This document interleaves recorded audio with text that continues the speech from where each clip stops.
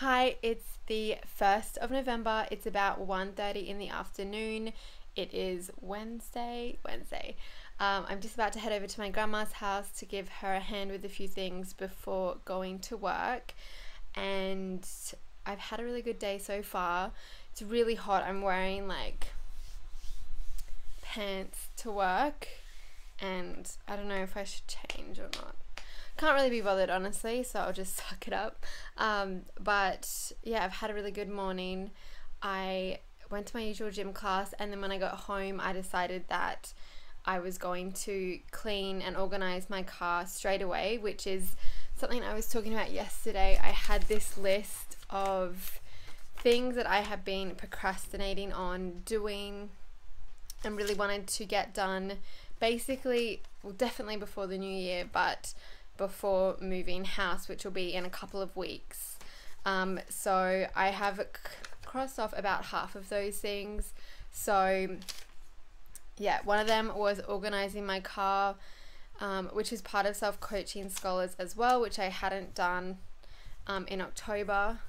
So, and I was meant to do it in October, but 1st of November, I'm still like, better to do it 1st of November than not at all. So this morning I came home, made myself a smoothie, and then immediately just went out to my car because I wanted to also just wash it and clean it while I was in my gym gear. And it's so hot that it's only really cool enough to be out in my car without having the aircon on and stuff first thing in the morning. So went out. It took about 2 hours or an hour and a half. First of all, I just cleaned, like I had rubbish. I had a lot of things in my glove box that have no use, really old things. But the car was my grandma's. I bought it from her a couple of 2 or 3 years ago, and some of the stuff was just her stuff, like really old combs and just different things that I was like, I'm never going to use that. So cleaned out all that. Basically now my glove box is empty, which is awesome, except I have some sunscreen, a packet of tissues, and the car service history. My little box right next to my driver's seat is empty completely. And so I went through, cleaned everything that, like, there was just shit in there. Cleaned that all out. Then I cleaned my car, so vacuumed it out. My car, especially my back seat, was like a sand pit because when I went on beach trips and stuff, I had my beach umbrella. I can't be out in the sun for too long because I just burn, so I always have to have a beach umbrella when I go to the beach. And his arm's just sore from holding up this. And oh my god, what was I saying? Yeah, so it was like a sand pit because that had just put sand everywhere. And did all that, took a few things out of my boot, though it was pretty good. Previously I've been one of these people that like has a full boot that they can't even use and just stuff they're too lazy to sort out, but I am not like that anymore. And there's basically only like a folding chair, some sheets in case it hails or something and I need to put sheets over the car, a picnic blanket. It's all kind of like emergency related or very practical things. So yeah, that's basically it. Then I wash the outside of my car, and yeah, it just feels so nice. Like I spend at least an hour a day in my car, and after being in the car with it being so clean and only taking an hour and a half, I was like, So I'm thinking of cleaning my car on the first day of every month, since today's the 1st of November, just so like it's one of those things that I think I'm going to put a reminder in my phone and commit to doing that. It's funny, I think I'll commit. I will commit. Yeah, because it does make a big difference if you're in like a grubby car or you're in a clean car. Like I feel like if I see the grubby car, it like reminds me that I haven't cleaned it, and that like I still don't know how to describe this. I was trying to also describe this yesterday, that like your environment just really sets the tone, and if how you do one thing is how you do everything. And like if I'm sitting in a messy car every day, I just don't feel like my life is together. And a clean car is like, it just sets a better tone. So did that, and then what did I do? Got ready, and I actually was thinking of filming but didn't. I just ended up listening to a podcast episode. Oh, and I finished cleaning up my room. Oh, there's still a bit to do. I still have some bags and stuff I'll take outside now. And I clean, yeah. Still not 100% clean, but getting rid of things and putting things in the right spot and all of that. So, did that. I was listening to a podcast episode on James Altucher's podcast. Lewis Howes was getting interviewed about his book, The Masks. I think it's called The Masks of Masculinity. And obviously from the title, it's not something that I feel particularly drawn to, seeing as I'm a woman. But I always find it so interesting to listen to things that aren't directly relevant to me. Because when something isn't directly relevant, I sort of find that I process it in a different way, and I often take just as much, if not more, from not directly relevant things. Like if I'm listening to a podcast about blogging, I often take more away if I'm listening to like an interview with someone in a completely different industry and like thinking of how I can apply it. I don't know. I like both.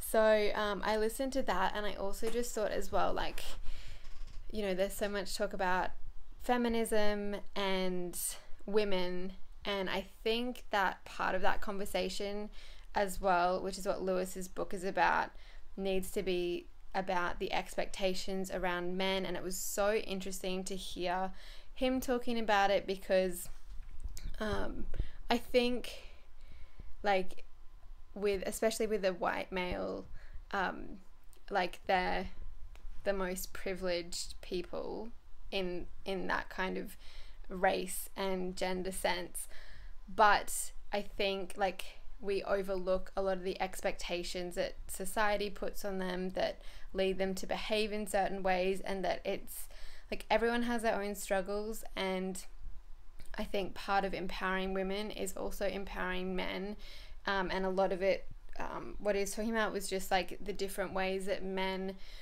try to fit in and be accepted by society, and that the negative consequences of that and the alternatives. And it was really interesting. I'll link it below if you want to listen.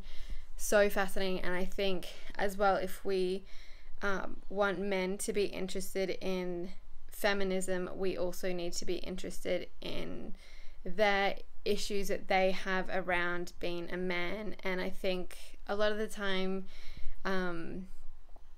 you know, it's hard to sympathize with, or empathize, whichever one, with men, because we're always told that they have it easier.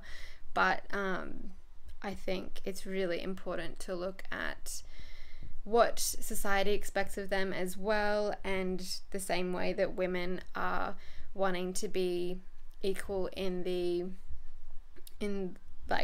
career and all of that, and in pay. Like there are a lot of things that men, like, it's, if they open up and share their emotions, that's viewed negatively, and I think that's really like should be changed. And society, like, hopefully that'll change with every generation, that everyone's more accepting of people just like being real and having feelings. So yeah, it was just extremely interesting. Highly recommend having a listen. I think I'm going to listen to the audiobook, or at least a few more of his podcast interviews, because I feel like I think it's really important for women as well. Definitely for men, but for women.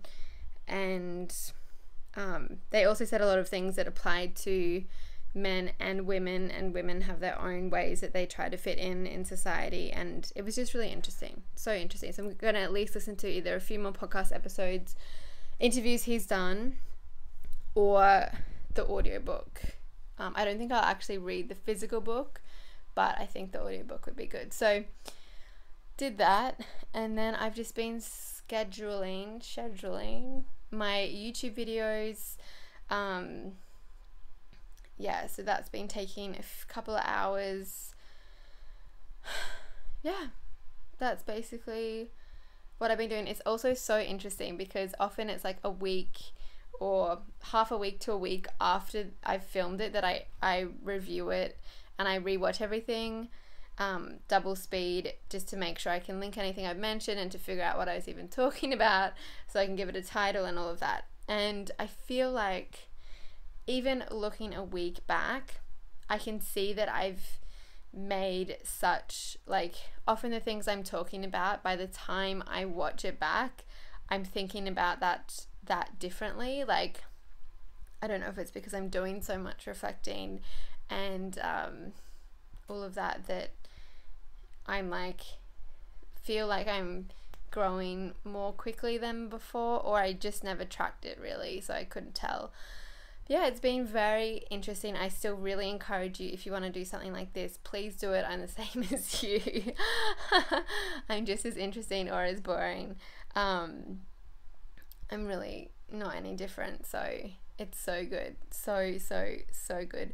Also, Steve was writing a reflection for his last uni assignment for nursing, and he was like, oh, I just hate writing reflections. I was like, oh my god, that's literally like what I do all day.